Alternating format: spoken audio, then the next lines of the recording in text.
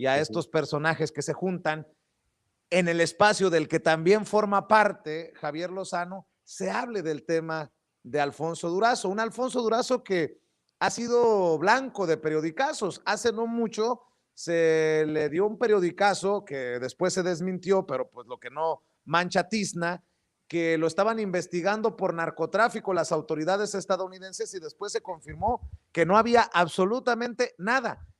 No sé si lo tenga César, pero vamos a escuchar precisamente a Felipe Calderón referirse a las propiedades de Durazo. Yo digo, carambas, ¿qué de plano se sentaron en torno a la mesa con Gustavo de Hoyos y Claudio X González y les dijo, no señores, aquí tenemos que rescatar de último minuto Sonora? No sería descabellado pensarlo. Y escuche lo que dice Felipe Calderón acerca del tema de Alfonso Durazo. Porque, bueno, nadie sabe con qué lana los compró. Eso sí, nadie sabe. Porque fue funcionario público. Pues sí, además es difícil que con el... Es imposible. 239 millones. Que con el sueldo de un funcionario público se tenga ese patrimonio. Mira, yo fui presidente... A ver si lo tenemos, compañeros. Bueno, mientras se carga, nomás comentar ahí, Vicente, que ese mismo reportaje terminó siendo total fake news, ¿no? Para variar. Le terminaron confirmando, no sé si se confirmaría por otro lado, pero a una periodista también de Sonora, de la misma DEA, fuentes allá de Estados Unidos, que era totalmente falso, ¿no? Que la DEA no estaba buscando ni tenía ninguna carpeta de investigación. Entonces, lo que saca un medio escrito marginal, pues termina convirtiéndose en una nota que retoman otros medios, que retoma Twitter y lo hace trending topic, y que resulta fake news, ¿no? Ya sabemos que son crueles las campañas electorales, pero yo creo que también hay algunos límites éticos que hay que considerar, ¿no?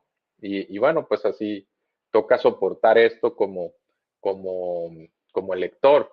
Finalmente, sabemos que la atención en Sonora pues está puesta también por lo que sucedió en esta misma semana. Bueno, hace 2 matan a un candidato a la alcaldía de Cajeme, donde está Ciudad Obregón, pero Ricardo Burs también recibe los reflectores porque declina a favor del candidato del PRI del PAN, Movimiento Ciudadano, que viene haciendo campaña diciendo que no es el PRI y el PAN, que es una especie de tercera vía, y termina declinando a favor. Ahora se hizo un conflicto interno porque Movimiento Ciudadano, tanto nacional como los liderazgos estatales, se deslindaron totalmente de la decisión de su candidato Ricardo Burs, que es integrante de la familia pues, más rica de Sonora, expriista, hermano del exgobernador Eduardo Burs, y bueno, pues se unen ahora los priistas para intentar retener Sonora, que imaginen ustedes, se tiran al suelo como Neymar, y es finalmente el PRI el que tiene el gobierno estatal en estos momentos. Está operando la gobernadora a su favor. O sea, el elector, francamente, imagínense, pónganse en los zapatos del elector sonorense, está viendo cómo es Alfonso Durazo contra el PRI, contra el PAN, contra el PRD, contra la familia Burs, que es la más rica y tiene el Megacable y otros dueños de comunicación, un periódico impreso como Tribuna, tiene al gobierno del Estado, el aparato de la gobernadora, llega Javier Lozano, llega Latinus y Loret de Mola con camellos y brosos. En fin, es un circo lo que se ha montado para intentar arrebatar aquí a Alfonso Durazo la gubernatura. Y la realidad es que las encuestas, algunas de las encuestas más serias de México, estoy pensando en un BCG de Ulises Beltrán, lo pone 19 puntos arriba, o estoy pensando en María de las Heras, que publica una encuesta la semana pasada y lo pone 25 puntos encima, ¿no? No sé si realmente sea eso, pero estamos hablando de dos encuestadoras muy serias que lo ponen en una distancia francamente irremontable, ¿no? Si tomamos Massive Caller, son 12 puntos, ¿no? 10, 12 puntos.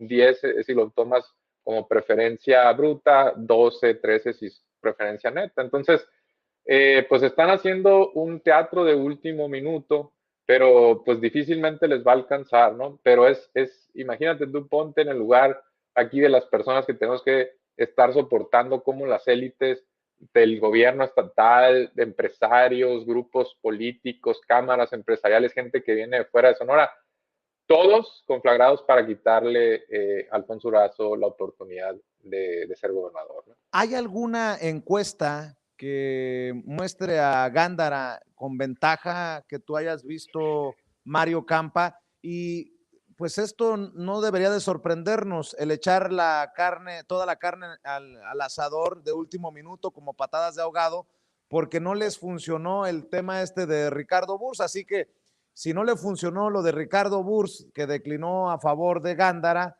pues a ver, sacando agua del pozo, como decimos en Sonora.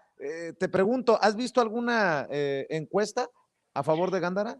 Bueno, antes mencionar de la encuesta a favor de Gándara, que efectivamente hay 2 o 3 encuestas que muestran que lo de Ricardo Burs tuvo prácticamente nulo impacto, ¿no? De tan mal lo manejó, tan fuerte se deslindó Movimiento Ciudadano, que es prácticamente se fue solo Ricardo Burs y no tenía tanto, finalmente no es un político popular, no es un político de arrastre, construyó una campaña basada en mucho dinero, ¿no?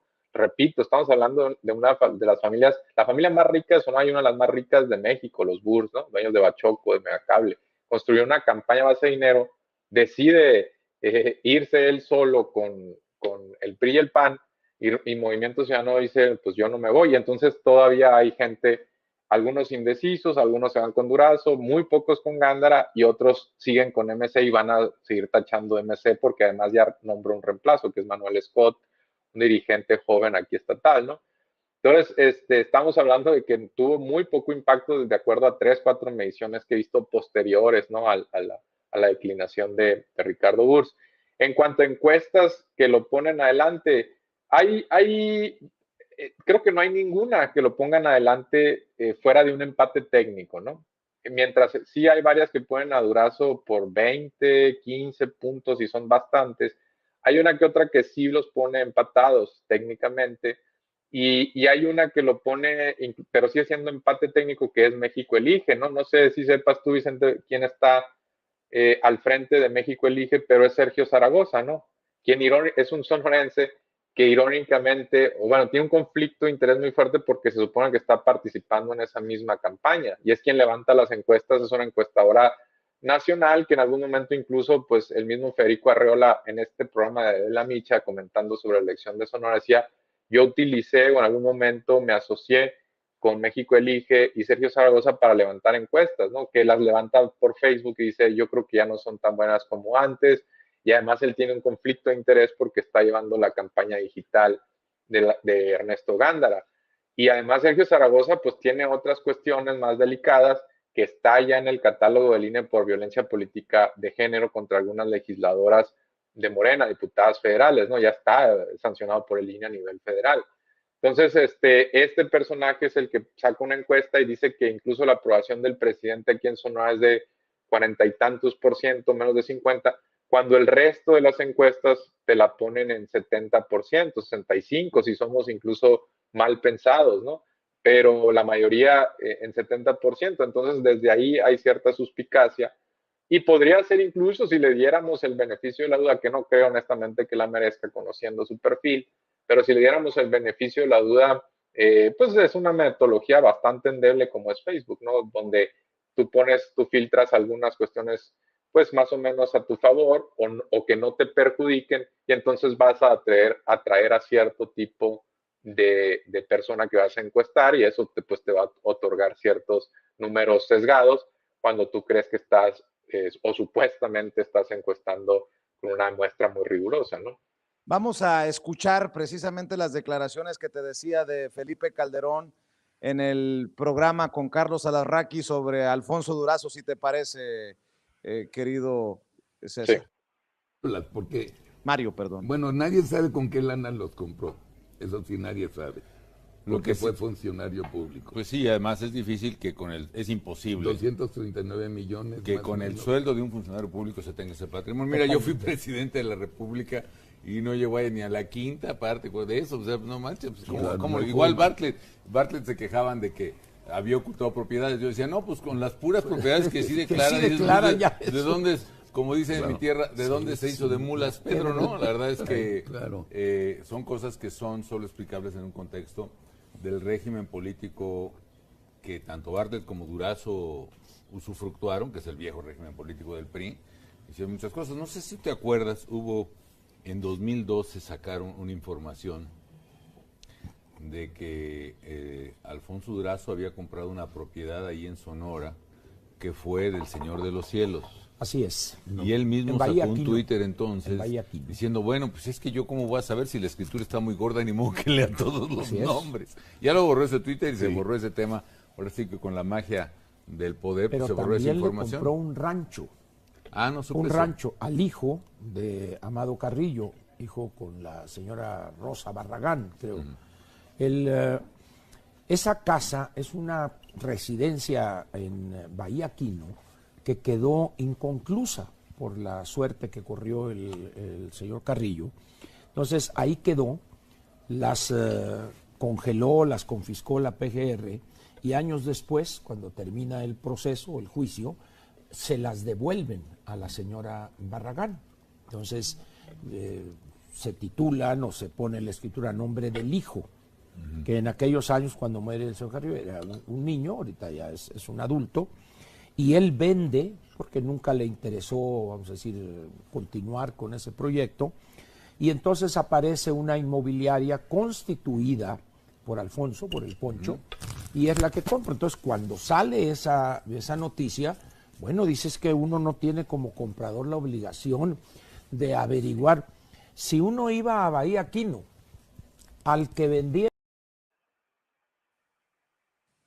Sí. ¿Cómo ves, Mario Campa, las declaraciones y lo que se maneja en estos programas de personajes como Carlos Alarraqui con Felipe Calderón? Pues sí, digo, esto ya es una noticia que ha circulado una y otra vez en la campaña del 2018. Se muestra siempre la misma, es una hoja de notario, ante notario público, donde sale el nombre de Amado Carrillo. Y efectivamente él ha dicho que pues no tiene la obligación o es muy difícil saber pues todos los antecedentes de esa casa, de esa propiedad, ¿no? Que cuando él va, pues incluso la escritura pues es de un notario aquí que en estos momentos es el contralor, ¿no? De Sonora, o sea, es alguien reputado, que tiene su historial, pues está difícil que todo el mundo sepa cómo está la cuestión de una propiedad, ¿no? Ahora, pues por supuesto, todo esto sirve para alimentar especulación. Esta misma nota se ha reciclado un montón de veces. Esta misma nota se sacó cuando lo de la DEA, ¿no? Que lo está buscando y la DEA salió a desmentir, ¿no? Cualquier investigación o cualquier especulación al respecto. Bueno, personal dentro, ¿no? El pronunciamiento de la institución, pues rara vez tiene que salir a aclarar chismes en otro país, ¿no? Pero sí personal a la periodista Dolia Esteves, pues le dijo que no había absolutamente nada y que es una nota de un portal, pues, de dudoso rigor periodístico, ¿no? Entonces, pues, sí. Y de aquí al 6 de junio, cosas peores veremos, Mario Campa, así que hay que estar al pendiente en campaña.